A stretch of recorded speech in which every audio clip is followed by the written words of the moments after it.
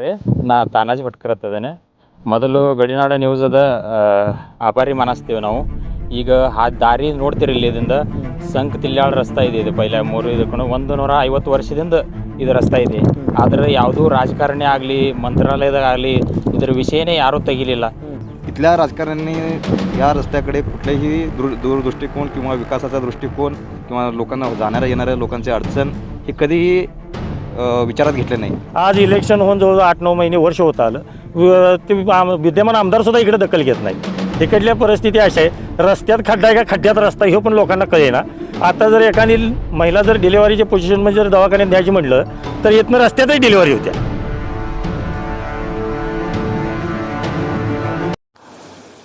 ಎಲ್ರಿಗೂ ನಮಸ್ಕಾರ. ನೀವು ನೋಡ್ತಾ ಇದ್ದೀರಾ ಗಡಿನಾಡು ನ್ಯೂಸ್ ಫಸ್ಟ್.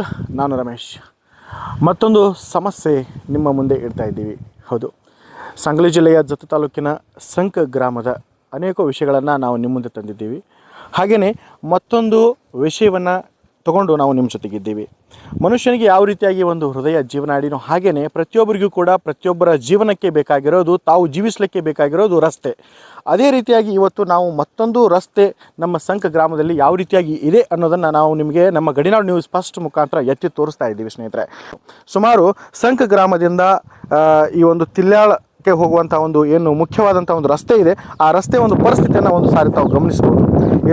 ಇಲ್ಲಿ ತನಕ ಯಾವ ರಾಜಕಾರಣಿ ಕೂಡ ಮೋಸ್ಟ್ಲಿ ಬಂದಿರಲಿಕ್ಕಿಲ್ಲ ಅಂತ ನಮ್ಗೆ ಅನಿಸುತ್ತೆ. ಹಾಗಾಗಿ ಇಲ್ಲಿಯ ರೈತರು ಸಾಕಷ್ಟು ಇದರ ಒಂದು ವ್ಯಥೆಯನ್ನು ವ್ಯಕ್ತಪಡಿಸಿ ಸಾಕಷ್ಟು ಪ್ರತಿದಿನ ಇದರ ಬಗ್ಗೆ ಒಂದು ಸಾಕಷ್ಟು ಸಂಕಷ್ಟದಿಂದ, ಅಂದರೆ ಇಲ್ಲಿ ಹೋಗುವಂಥ ಸ್ಕೂಲ್ಗೆ ಮಕ್ಕಳಿಗಾಗಿರ್ಬೋದು ಅಥವಾ ಜನಸಾಮಾನ್ಯರು ಓಡಾಡುವಂಥ ರಸ್ತೆ ಯಾವ ರೀತಿಯಾಗಿದೆ ಅನ್ನೋದನ್ನು ತೋರಿಸ್ತೀನಿ.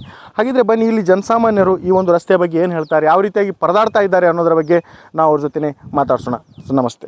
नमस्ते सर. खरं म्हणलं तर हा रस्ता नुसतं आम्ही चालत येतानाच खूप आम्हाला त्रास झाला. असल्या ह्या रस्त्यामध्ये तुम्ही प्रत्येक दिवस कसं काढता? सर, प्रथम आपण आमच्या संकमधील लोकांची व्यथा जाणण्यासाठी गडिनाडू न्यूज यांनी आपल्या लोकांचं वास्तव दाखवण्यासाठी आमच्या इथं तुम्ही उपस्थित झालात. सर्वात आधी तुमचं सरसे स्वागत. आणि आमच्या जत तालुक्यामध्ये संक हा भौगोलिक दृष्टिकोनातून फार मोठा गाव आहे. ह्या गावामध्ये संक तिल्ला रस्ता हा जुना रस्ता आहे. ह्या रहदारी रस्ता गिरगाव ते जतपर्यंत हा मधून रस्ता जाणारा एकमेव मुख्य रस्ता होता पूर्वी. त्यानंतर इथल्या राजकारण्यांनी या रस्त्याकडे कुठलेही दूरदृष्टिकोन किंवा विकासाचा दृष्टिकोन किंवा लोकांना जाणाऱ्या येणाऱ्या लोकांची अडचण हे कधीही विचारात घेतले नाही. इथल्या येणाऱ्या 450 लोकवस्ती आहे. इथे कमीत कमी 1800 ते 1900 आमचे मतदार आहेत. आणि इथं आमच्या सरहद्दीवर इथं आसंगी हे गाव सुरू होते. आसंगीच्या गावामध्ये आणि इथून जे सरहद्द आहे त्या हद्दीपर्यंत चांगल्या पद्धतीने रस्ता झालेला आहे. जर संक हद्द सुरुवात होतोय इथून स्टार्ट होतोय, इथून 4.5 किलोमीटर संक आहे. संकपर्यंत ही वास्तविक पाहता अशीच रस्ता आहे. वारंवार तत्कालीन आम्ही जे इथले विद्यमान सरपंच होते, विद्यमान सरपंचांना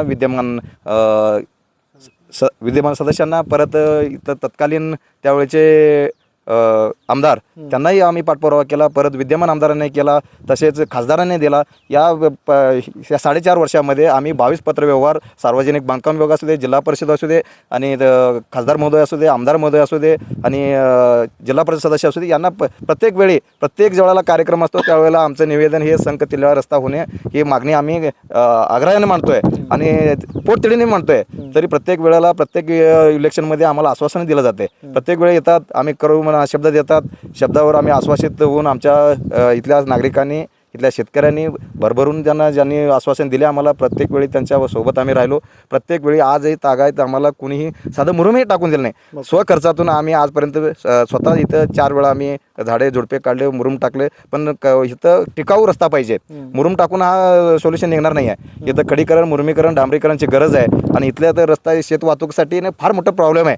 इथं एखादा ह्या रस्त्यामध्ये आपण पाहणी केला, इथं मृत जर एखादा व्यक्ती किंवा आजारी पडला आणि ॲम्ब्युलन्सची सेवा किंवा दवाखान्याची सेवा कुठली द्यायचं तात्काळमध्ये तर इथं शक्य नाही. तर साधा टू व्हीलरसुद्धा जाता येत नाही असं लोकांची इथं आहे. इथं दळणवळणाची फार मोठं प्रश्न निर्माण झाला आहे. याच्यावर वास्तविक मांडून आम्ही थकलो आहे. आता याच्यासाठी आम्ही आज आज मीडियाच्या माध्यमातून विनंती करतोय. प्रत्येक वेळी आम्ही खासदार सगळ्या विषयांना सगळ्या महोदयांना ज्या संबंधित विभाग आहेत सगळ्यांना आम्ही अर्ज दिलेला आहे.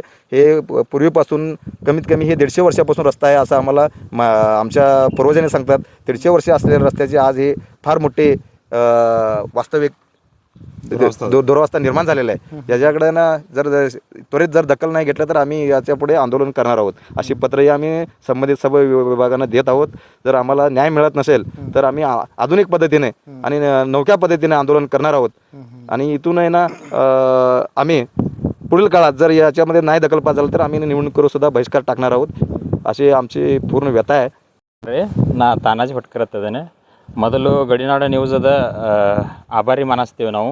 ಈಗ ಆ ದಾರಿ ನೋಡ್ತೀರಿ ಇಲ್ಲಿಂದ ಸಂಕ್ ತಿಲ್ಯಾಳ ರಸ್ತಾ ಇದೆ. ಇದು ಪೈಲ 3 ಇದಕ್ಕೊಂಡು 150 ವರ್ಷದಿಂದ ಇದು ರಸ್ತಾ ಇದೆ. ಆದರೆ ಯಾವುದೂ ರಾಜಕಾರಣಿ ಆಗಲಿ ಮಂತ್ರಾಲಯದಾಗಲಿ ಇದರ ವಿಷಯನೇ ಯಾರೂ ತೆಗಿಲಿಲ್ಲ. ಇನ್ನಾದರೂ ಹೋಗು ಬರೋಂಥ ರೈತರಿಗೆ ಎಲ್ಲರಿಗೆ ಅವರು ಬೆಳೆದಂಥ ಬೆಳೆಗಳಿಗೆ ಒಯ್ಯಕ್ಕೆ ತರಕ್ಕೆ ವಾಹನಗಳಿಗೆ ಸೌಕರ್ಯನೇ ಇಲ್ಲ. ಭಾಳ ತೊಂದರೆ ಆಗ್ತದೆ. ಆದ ಕಾರಣ ನಾವು ಸತತವಾಗಿ ಅಂತ ನಮ್ಮ ಪ್ರವೀಣ್ ಅವರಾದಿಯವರು ಸತತವಾಗಿ ಅದರ ಪತ್ರ ವ್ಯವಹಾರ ಮಾಡಿ ಎಲ್ಲ ಕಡೆ ತಿಳಿಸಿದ್ದಾರೆ. ಆದರೂ ಇನ್ನತನ ಅದರ ದಖಲ್ ಪಾತ್ರ ಯಾರೂ ತೊಗೊಂಡಿಲ್ಲ. ಈಗ ನಾವು ಬರುವಾಗ ನೋಡಿದೇವ್ರಿ ಈ ದಾರಿ ಹೆಂಗೈತಪ್ಪ ಅಂತಂದ್ರೆ ಆ್ಯಕ್ಚುಲಿ ನಡ್ಕೊಂತ ಹೋಗೋದು ಕೂಡ ಭಾಳ ಕಷ್ಟ. ಮತ್ತು ಇಲ್ಲೆಲ್ಲ ಸ್ಕೂಲ್ ಮಕ್ಕಳೆಲ್ಲ ಹೆಂಗೆ ಹೋಗ್ತಾರೆ ಶಾಲೆ? ಸ್ಕೂಲ್ ಮಕ್ಕಳು ಎಲ್ಲಿಂದ ಹೋಗ್ತಾರೆ? ಅವ್ರದ್ದು ಸ್ಕೂಲ್ 2 ದಿನ ಹೋಗೋದು ಶಾಲೆಗೆ, ಆದ ನಂತರ 4 ದಿನ ಸುಟ್ಟಿನೇ ಮಾಡೋದು. ಮಳೆ ಬರ್ತಂದ್ರೆ ಇಲ್ಲಿ ನಡೆಯೋಕ್ಕೆ ಬರಂಗಿಲ್ಲ ರೀ. ಹೌದು ರೀ. ಯಾವುದೇ ಒಂದು ಕಾರ್ಯಕ್ರಮ ಇರಲಿ, ನೀವು ಎಲ್ಲರೂ ಊರ ಕಡೆ ಹೋಗಿರ್ತೀವಿ ಅಂದ್ರೆ ಅಚಾನಕ್ಕಾಗಿ ಹೋಗಕ್ಕೆ ಬರಲ್ಲ ರೀ. ಇಲ್ಲ ಹೋಗೋಕ್ಕೆ ಬರಂಗಿಲ್ಲ ರೀ. ನಸ್ತಪ್ಪ ಈಗ ಸ್ವಾತಂತ್ರ್ಯ ಸಿಕ್ಕ ಕಮ್ಮಿತ್ ಕಮ್ಮಿ ಒಂದು 75 ವರ್ಷ ಮುಂದೆ ಆಯ್ತು ಖರೆ, ಆದರೂ ಇಲ್ಲಿ ಡೆವಲಪ್ಮೆಂಟ್ದು ಜೀರೋ ಇದೆ. ಇದು ಯಾರು ನೆಗ್ಲಿಜೆನ್ಸಿ ಒಳಗೆ ಆಗತೈತಿ ಅಂತ ನಿಮ್ಗೆ ಅನಿಸ್ತೈತೆ ರೀ? ಇದೇನು ಮುಖ್ಯಸ್ಥ ಏರಿರ್ತಾರೆ ರಾಜಕಾರಣದವರು, ಊರಿನ ವ್ಯವಸ್ಥೆಯನ್ನು ಮಾಡ್ಕೊಂಡು ಮಾಡಿದ್ರೆ ವ್ಯವಸ್ಥಿತ ಆಗ್ತೈತಿ. ಅವ್ರು ಮುಂದೆ ತಿಳಿಸಿದ್ರೆ ವ್ಯವಸ್ಥಿತ ಆಗ್ತೈತಿ. ಆದ್ರೆ ಅವ್ರ ನೆಗ್ಲಿಜೆನ್ಸ್ ಒತ್ತಿದಿಂದ ಇದು ಒಟ್ಟು ಡೆವಲಪ್ಮೆಂಟೇ ಆಗೋಲಾಗಿದೆ. ಈಗ ಸಂಕ ಗ್ರಾಮದಿಂದ ಸುಮಾರಾಗಿ 8 ರಿಂದ 9 ಕಿಲೋಮೀಟರ್ ಈ ರಸ್ತೆ ನೋಡಿದ್ವಿ. ಆ್ಯಕ್ಚುಲಿ ಮೋಸ್ಟ್ಲಿ ಬಹುಶಃ ಇಂಥ ರಸ್ತೆ ಸುತ್ತಮುತ್ತಲ ಹಳ್ಳಿಯಾಗ ಐತಿಲ್ಲ ಗೊತ್ತಿಲ್ಲ ನಮ್ಮ ಸರ್ವೆ ಪ್ರಕಾರ, ಯಾಕಂದ್ರೆ ಅಷ್ಟು ಖರಾಬಾಗಿದೆ ರಸ್ತೆ ಆ್ಯಕ್ಚುಲಿ. ಬಟ್ ಇದ್ರ ಬಗ್ಗೆ ರಾಜಕಾರಣಿಗಳಿಗೆ ನೀವು ಬಿಸಿ ಅಂದರೆ ನೀವು ವೋಟ್ ಹಾಕುವಂಥ ಸಂದರ್ಭ ಆಗಿರ್ಬೋದು, ಆ ಸಂದರ್ಭದಲ್ಲಿ ಮನವಿ ಮಾಡಿಲ್ಲ? ನಾವು ಮನವಿ ಮಾಡಿದ್ದೇವೆ ರೀ. ಆದ್ರೆ ಬಳೆ ಅವರು ಆಶ್ವಾಸನೆ ಕೊಟ್ಟಿದ್ದಾರೆ. ಆದ್ರೆ ಆಶ್ವಾಸನೆ ಕೊಟ್ಟು ಅವ್ರಿಗೆ ಮಾಡ್ತಕ್ಕಂಥ ಕಾರ್ಯಗಳು ಮಾಡಿಲ್ಲ ರೀ. ಈಗ ನಾವು ಸ್ವತಃ ನಿರ್ಧಾರ ತೊಗೊಂಡಿದ್ದೇವೆ. ಬರೋಂಥ ನಿವಡ್ಣಕದ ಮೇಲೆ ಒಂದು ಸ್ವಲ್ಪ ಬಹಿಷ್ಕಾರ ಹಾಕೋಂಥದ್ದು ವಿಚಾರಣೆ ನಮ್ಮ ನಡೆದೈತಿ. ಈಗ ಎಲ್ಲ ಪೈಲ ಹಿರಿಯರ ಮನುಷ್ಯರಿದ್ದರು, ಅವ್ರು ಏನು ಮಾಡ್ತಾರೆ, ಇಂದು ಮಾಡ್ತಾರೆ ನಾಳೆ ಮಾಡ್ತಾರೆ ಅಂತೇಳಿ ಅದು ವಿಶ್ವಾಸ ಇಟ್ಕೊಂಡು ಹಂಗೆ ವಿಚಾರ ಮಾಡ್ತಾಯಿದ್ರು. ಆದ್ರೆ ನಾವು ಸ್ವಲ್ಪ ತಿಳಿದವ್ರದೇವು, ನಮ್ಮದ್ರೆ ಪೀಳಿ ಚಲೋ ಆಗ್ಬೇಕಂತ ನಮ್ಮ ವಿಚಾರ ಇದೆ. ಎಸ್ ವೀಕ್ಷಕರು, ಇಲ್ಲಿ ಒಂದು ಗಮನಿಸಬೇಕಾದಂಥ ವಿಚಾರ ಏನಂತಂದರೆ, ಇದು ಅಧಿಕಾರಿಗಳು ಕೂಡ ನೋಡ್ತಾ ಇರ್ಬೋದು ಈ ನ್ಯೂಸನ್ನು. ಆದರೆ ಜನಸಾಮಾನ್ಯರಲ್ಲಿ ಬೇಕಾಗಿರುವಂಥ ಮೂಲ ಸೌಕರ್ಯದಲ್ಲಿ ಒಂದು ಭಾಗ ಅದು ರಸ್ತೆ ಇಲ್ಲ ಅಂತಂದರೆ ನಾವು ಯಾವುದನ್ನು ಕೂಡ ನಮ್ಮ ಲೈಫ್ ಅಂದರೆ ನಾವು ಬೆಳೆಯೋದು ಆಗಿರ್ಬೋದು ಅಥವಾ ನಾವು ಬೇರೆ ಊರಿಗೆ ಹೋಗೋದಾಗಿರ್ಬೋದು, ಮುಖ್ಯವಾಗಿ ನಮಗೆ ಬೇಕಾಗಿದ್ದು ರಸ್ತೆ. ಆದರೆ ಆ ರಸ್ತೆನೇ ಇಲ್ಲಿ ನಮಗೆ ಇಲ್ಲ ಅಂತಂದರೆ ನಾವು ಯಾವ ರೀತಿ ಬದುಕಬೇಕು ಅನ್ನೋ ಒಂದು ಮಾತನ್ನು ಇಲ್ಲಿ ಹೇಳ್ತಾ ಇದ್ದಾರೆ. ನಿಜವಾಗ್ಲೂ ಈ ಕಡೆ ತಾವು ಗಮನಿಸ್ಬೋದು ಯಾವ ರೀತಿಯಾಗಿ ನೋಡಿ ಎಲ್ಲ ಗಿಡ ಗಂಟಿ ಇದ್ವಿ. ಇಲ್ಲಿ ರಸ್ತೆಗಳು ಹೆಂಗಿದೆ ಅಂತಂದ್ರೆ ಇಲ್ಲಿ ಸ್ವಲ್ಪ ಮಳೆ ಆದರೂ ಕೂಡ ಇಲ್ಲಿ ರಸ್ತೆ ಯಾರು ಕೂಡ ಹಾಯುವಂಥ ಒಂದು ಸ್ಥಿತಿನೇ ಇಲ್ಲ.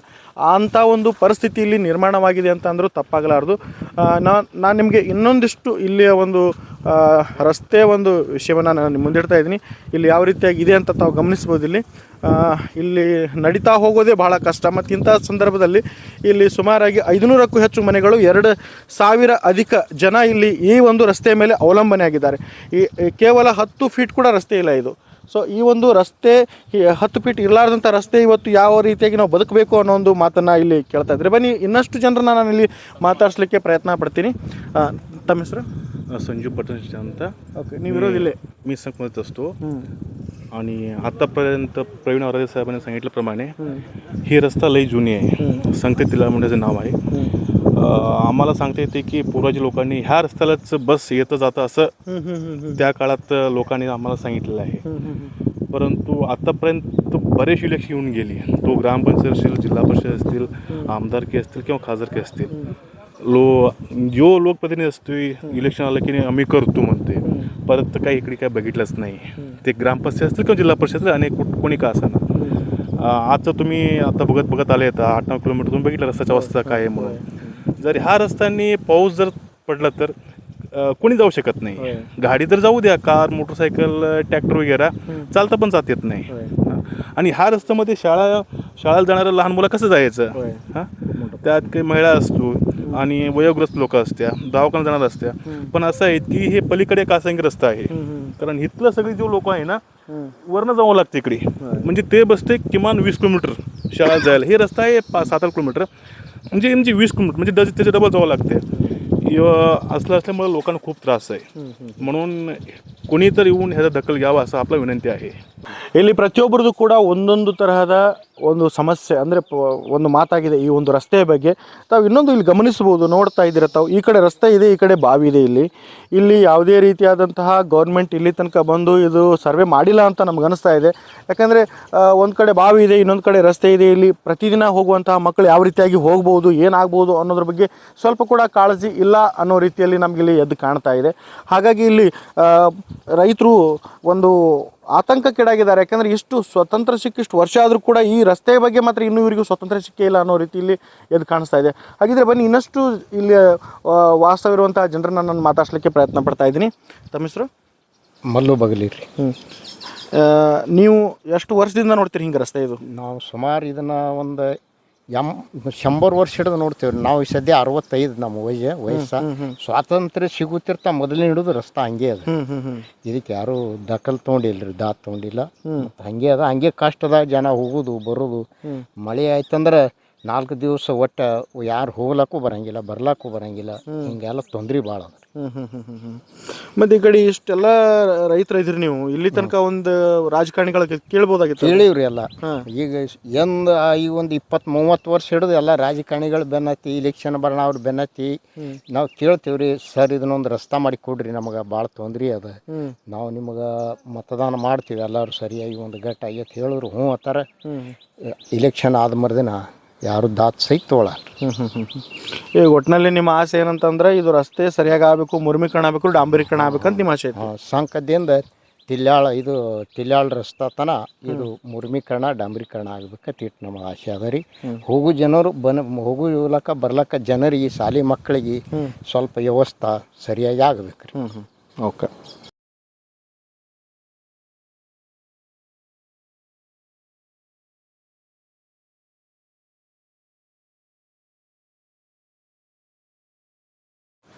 ದನಕರುಗಳು ಕೂಡ ಯೋಚನೆ ಮಾಡಿ ತಿರುಗಾಡುವಂಥ ರಸ್ತೆ, ಮನುಷ್ಯರು ಓಡಾಡುವಂಥ ಪರಿಸ್ಥಿತಿ ಬಂದಿದೆ ನಿಜವಾಗ್ಲೂ. ಇಲ್ಲಿ ಇನ್ನೊಬ್ಬರು ಕೂಡ ಮಾತಾಡ್ಸೋವಂಥ ಪ್ರಯತ್ನ ಮಾಡೋಣ. ಇಲ್ಲಿ ನಿವಾಸಿಗಳು. ನಮಸ್ತೆ, ನಿಮ್ಮ ಹೆಸರು? ಸಿದ್ದರಾಯ ಮಲ್ಲಿಕವ್ರು ಜೊತೆ ರೀ. ಇಲ್ಲಿ ಕಮ್ಮಿ ಒಂದು 60-70 ವರ್ಷ ಆಯ್ತು ರೀ ಹಿಂಗೆ ಅದ ರಸ್ತೆ. ಈ ಕಡೆ ಮಳೆ ಆದ್ರೆ ಯಾಕೂ ಹೋಗಕ್ಕೆ ಬರಲ್ಲ, ಇಂಥ ಒಂದು ದವಾಖಾನೆ ಹೋಗಕ್ಕೆ ಬರಲ್ಲ, ಯಾಕೂ ಬರೋದಿಲ್ಲ ರೀ. ರಾಜಕಾರಣಿಗಳು ಬರ್ತಾರೆ, ಮತದಾನ ಹಾಕೋ ಬರ್ತಾರೆ, ಹ್ಞೂ ಅಂತಾರೆ. ಅವ್ರು ಅವ್ರು ಮತದಾನ ಆಯ್ತು ವಾಳಿ ಕಡೆ ನೋಡೋದಿಲ್ಲ. 45 ವರ್ಷ ಇದೇ ನಡೆದ್ರಿ ಹೊಟ್ಟೆಲಿ. ಹಿಂಗೆ ನಡೆದ್ರಿ. ಅಲ್ಲಿ ಸಾಲಿ ಹುಡುಗರು ಹೋಗಕ್ಕೆ ಬರಲ್ಲ, ಯಾಕೂ ಬರಲ್ಲ.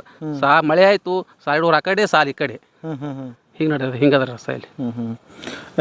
ನೀವು ಈ ರಸ್ತೆ ನಿಮ್ಮ ಊರಿಗೆ ಹೋಗ್ಬೇಕಾದ್ರೆ ನೀವು ಎಷ್ಟು ಕಿಲೋಮೀಟ್ರ್ ಹೋಗ್ತೀರಿ? ಇಲ್ಲಿಂದ 6 ಕಿಲೋಮೀಟ್ರ್ ಆಗ್ತಾರೆ, 5 ಕಿಲೋಮೀಟ್ರ್ ಆಗ್ತಾರೆ. 6 ಕಿಲೋಮೀಟ್ರ್. ಮತ್ತೀಗ ಸ್ವಲ್ಪ ಮಳೆ ಕಡಿಮೆ ಆಗೈತೆ ಅಂತೇಳಿ ಈ ಪರಿಸ್ಥಿತಿ ಕಾಣಿಸ್ತದ. ಒಂದು ವೇಳೆ ಮಳೆ ಹೆಂಗೆ ಮಾಡ್ತೀರಿ? ಒಂದು ಮೊಳಕಾಲು ಬಡ ನೀರು ಇರ್ತಾವೆ ರೀ ಸರ್ ಇಲ್ಲಿ. ಮೊಳಕಾಲು ನೀರು ಅಂದ್ರೆ ನಡ್ಕೋತ ಹೋದಂಗೆ ರೀ ಒಟ್ಟು. ನಡ್ಕೋತಾರೆ ಹೋಗ್ತಾರೇನ್ರಿ ಕರೆಕ್ಟಾಗಿ? ಎಲ್ಲಿ ಹೋಗ್ತಾರೆ ಅದು ಹೇಳ್ಕೊತ ಹೋಗ್ತಾರೆ ನೋಡ್ರಿ. ಕಾಕೊಂಡು ಹೆಂಗೆ ಬತ್ತೀರಿ ನಾಗಲ್ಲಿ. ಓಕೆ. ಹಿಂಗೈತೆ ರಸ್ತೆ ಇಲ್ಲಿ. ಯಾರು ಹೇಳ್ತಿದ್ದ ಹ್ಞೂ ಅಂತಾರ ಮುಂದೆ ಹೋಗ್ತಾರೆ. ಈ ಟೈಪ್ ಐತಲ್ಲ ರೀ. ಇವುಗಳು ಕೂಡ ಈ ರಸ್ತೆಯ ಬಗ್ಗೆ ಧ್ವನಿ ಎತ್ತಬೇಕಾಗಿತ್ತು, ಆದರೆ ಇಲ್ಲಿ ತನಕ ವಿಪರ್ಯಾಸ ಅಂದರೆ ಯಾರೂ ಕೂಡ ಎತ್ತಿಲ್ಲ. ಇಲ್ಲಿ ಜಸ್ಟ್ ವೋಟಿಂಗ್ಗೋಸ್ಕರ ಮಾತ್ರ ಬರ್ತಾರ ಕೇಳ್ತಾರ ಹೋಗ್ತಾರ. ಆದರೆ ನಮ್ಗೆ ಯಾವುದೇ ರೀತಿ ನ್ಯಾಯ ಒದಗಿಸಿಲ್ಲ ಅನ್ನೋ ಒಂದು ಮಾತು ಅವ್ರು ಹೇಳಿದ್ರು ಕೂಡ ನಮಗಿಲ್ಲಿ ಎದ್ದು ಕಾಣಿಸ್ತಾ ಇದೆ ಈ ರಸ್ತೆಯನ್ನು ನೋಡಿದ್ರೆ. ಇಲ್ಲಿ ಜತ್ ತಾಲೂಕದಲ್ಲಿ ಸಮಸ್ಯೆಗಳು ಕೋಟಿ ಇದ್ದರೂ ಕೂಡ ಅದರಲ್ಲಿ ರಸ್ತೆಗಳ ಸಮಸ್ಯೆಗಳು ಎಷ್ಟು ಅದು ಬೆಲೆ ಕಟ್ಟಲಾಗದಂಥ ಒಂದು ಸಮಸ್ಯೆಗಳು ಇನ್ನೂ ಕೂಡ ಹಾಗೆ ಉಳಿದಿವೆ ಅಂತ ಹೇಳ್ಬೋದು. ತಾವಿಲ್ಲಿ ರೈತರ ಒಂದು ಆತಂಕ ಹೆಂಗಿದೆ ಅಂತಂದರೆ, ನಮ್ಮ ಗಡಿನಾಡು ನ್ಯೂಸ್ ಫಸ್ಟ್ಗೆ ಅವರು 15 ದಿವಸ ಹಿಂದೆನೇ ಕಾಲ್ ಮಾಡಿದರು. ಅವ್ರು ಒಂದು ಮಾತು ಹೇಳಿದ್ರು, ನಮ್ಮ ಪ್ರವೀಣ್ ಔರಾದಿ ಸರ್ ಅವರು, ಈಗ ಬಂದರೆ ನಿಮಗೆ ಅಲ್ಲಿ ತನಕ ಒಯ್ಯೋಕ್ಕೂ ಕೂಡ ನಮಗೆ ರಸ್ತೆ ಇಲ್ಲ ಸರ್, ಆಮೇಲೆ ಇನ್ನೊಂದು ಸ್ವಲ್ಪ ಮಳೆ ಕಡಿಮೆ ಆಗಲಿ ಆಮೇಲೆ ಹೋಗೋಣ ಅಂತ ಹೇಳಿದ್ರು. ಯಾಕಂದರೆ ನೋಡಿದ್ರಲ್ಲಿ ನಾವು ಬರುವಾಗ ಖಡ್ಡಗಳಾಗಿರ್ಬೋದು ಅಥವಾ ಇಲ್ಲಿ ನೀರು ನಿಂತಿರೋದಾಗಿರ್ಬೋದು ಇದೆಲ್ಲ ನೋಡಿದ್ರೆ ಆ್ಯಕ್ಚುಲಿ ಇಲ್ಲಿ ದನಕರುಗಳು ಕೂಡ ಹಾಯಲಿಕ್ಕೆ ಹೋಗೋದಿಲ್ಲ ಅಂತ ಅನಿಸುತ್ತೆ. ಇಂಥ ಒಂದು ಸ್ಥಳದಲ್ಲಿ ಇವತ್ತು ಮನುಷ್ಯರು ಇದೇ ಒಂದು ರಸ್ತೆಯ ಮೇಲೆ ಅವಲಂಬನೆಯನ್ನು ಮಾಡಿ ಜೀವನ ನಡೆಸುವಂಥ ಒಂದು ಪರಿಸ್ಥಿತಿ ನಿರ್ಮಾಣವಾಗಿದೆ. ರಸ್ತೆ ಇಲ್ಲ ಅಂತಂದರೆ ನಮ್ಮದು 10 ಎಕರೆ ಇರಲಿ 20 ಎಕರೆ ಜಮೀನು ಇರಲಿ ಅಥವಾ ಬ್ಯಾಂಕಲ್ಲಿ ದುಡ್ಡು ಇರಲಿ ಏನೂ ಪ್ರಯೋಜನ ಇಲ್ಲ. ಮೇನ್ಲಿ ಬೇಕಾಗಿರೋದು ಅಂದರೆ ರಸ್ತೆ.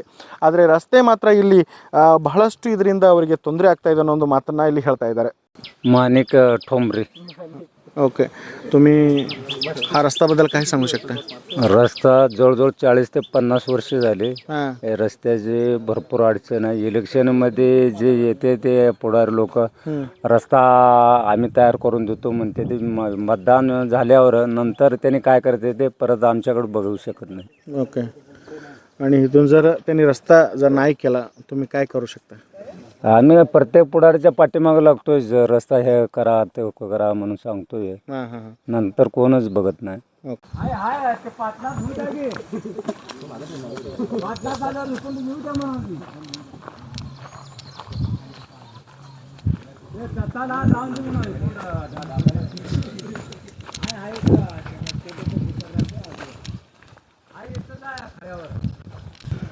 ರಸ್ತೆಯಲ್ಲಿ ಗುಂಡಿನೋ ಅಥವಾ ಗುಂಡಿಯಲ್ಲಿ ರಸ್ತೆನೋ ಅನ್ನೋ ಒಂದು ಪರಿಸ್ಥಿತಿ ಇಲ್ಲಿ ನಿಜವಾಗ್ಲೂ ನಮಗೆ ಅದು ಕಾಣಿಸ್ತಾ ಇದೆ. ಹಾಗಿದ್ರೆ ಬನ್ನಿ ಇನ್ನೊಬ್ಬರು निवासिಗಳನ್ನು ನಾವು ಮಾತಾಡ್ಸಲಿಕ್ಕೆ ಪ್ರಯತ್ನ ಪಡೋಣ. सर तुमचं नाव?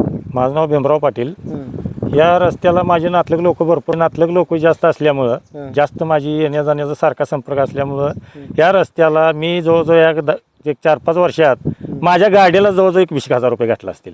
एवढ्या वेळेस आणि तक्रारी ज्यावेळेस निवेदन देते वेळेस पण सारख्या प्रत्येक वेळेस मी संकट हाय परवींच्या देत असताना सुद्धा कोणीही दखल घेत नाही. विधानसभेच्या इलेक्शनला स्वतः मी आमदार साहेबांना जत्तीवस्ती शाळेत त्यांच्या एक मस्की म्हणून आलते त्यांच्या मी स्वतः निवेदन मांडलं होतं या रस्त्याचं.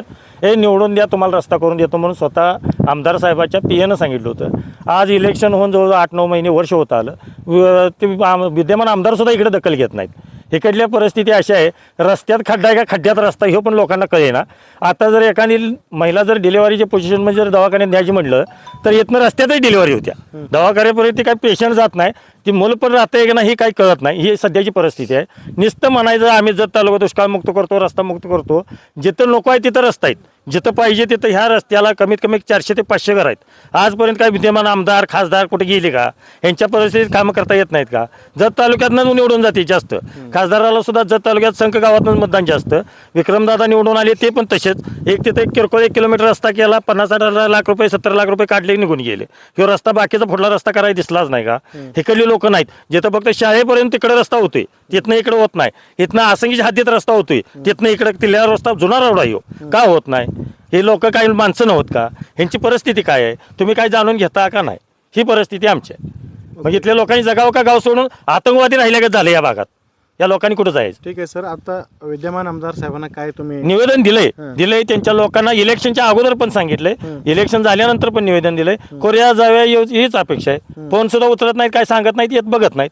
अशी परिस्थिती आहे. मग काय म्हणून त्यांच्या मागे लागायचं? आता आमच्या ह्या नातलग लोकांचा सगळ्यांचा एक विरोध आहे. ह्या इलेक्शन पर्यंत जर रस्ता झाला तर ठीक, नाहीतर इथली लोक उपोषण करून बहिष्कार टाकून सगळी शांत बसणार आहेत. ओके हां, ही सत्य घटना आहे आताची. आता तुम्ही पण येताना जाताना बघितले या रस्त्याची परिस्थिती काय आहे. हेतू तर पाठीमागं विहीर आहे. विहिरीत जर शाळेची मुलं जाताना जर एखादं पडलं तर मरून जाते. रस्त्यावरच विहीर आहे. मग त्या लोकांनी काय करायचं? मग इथली लोक आहेत का नाही? मग यांना काय जगाय तुम्ही स्वातंत्र्य झाल्यापासून स्वातंत्र्य झाले असं वाटतंय का या रस्त्यावर? हां, मग यांना काय करायचं सांगा. म्हणून आज तुम्हाला आमची हात जोडून विनंती आहे, या रस्त्याला मार्ग काढून द्या, नाहीतर आम्हाला दुसरीकडे कुठेतरी राहायला जागा तर द्या, येऊन राहतील इकडे लोक. ओके. प्राबल्याने जत तालुक्यामध्ये संख हा मोठा गाव असल्याने प्राबल्य इथल्या आमच्या मातबर नेत्यांचेच राहिले. संखमध्ये वर्चस्व येथील 40 गावांचं निर्भर आज संख गावामध्ये येथील स्थानिक राजकारणी आणि इथले मातबर नेते यांच्यामुळे झाले. ज्या मातबर नेत्यांना आम्ही वारंवार आमचं वडिलोपार्जित आमच्या येथील सर्व नागरिकांनी कायमची व्यथा मांडले. जर आम्हाला मूलभूत हक्कापासूनच जर वंचित ठेवत असाल याचा अर्थ काय? आम्ही एवढं जर एक नाही या रस्त्यासाठी आम्ही इतर कुठलाही प्रश्न आम्हाला मांडले नाही. अनेक गोष्टी सौलभ्याने मिळतात.